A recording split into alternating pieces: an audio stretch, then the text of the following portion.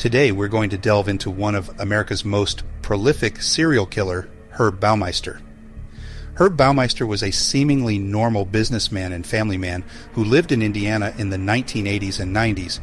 He was married and had 3 children, and also founded and owned the successful thrift store called Save-A-Lot, and operated 2 locations in the Indianapolis area. But beneath the surface, he struggles with his own demons, and had a dark secret. He was a serial killer who preyed on young men in the gay community, which ultimately led to a string of murders that shook the small town to its core. It was believed that when Baumeister's wife and children left for summer vacations, he would lure young men he picked up at gay bars and would take them to his home, promising them drugs and alcohol. Once they were there, he would strangle them to death. Baumeister burned and pulverized the bones and disposed of most of the remains on parts of his 18-acre farm. For years, Herb got away with his gruesome crimes, but eventually the police caught wind of what was happening and began to investigate. In 1996, an investigation into the disappearance of several young men led police to Baumeister's property.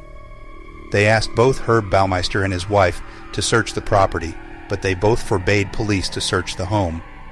By June 1996, Baumeister's wife became frightened by his mood swings and erratic behavior. She filed for divorce and then consented to the search.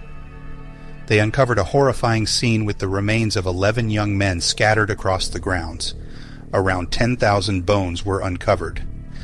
Baumeister fled to Canada and was missing for several days before his body was found at a campsite in Canada. There was a 3-page suicide note, blaming stress relating to his marriage and business for his suicide, and made no mention of the fact he was about to be outed as a serial killer of gay men. The case of Herb Baumeister is a chilling reminder of the dangers that lurk beneath the surface of seemingly normal lives. It also highlights the devastating impact that serial killers can have on their victims and their families.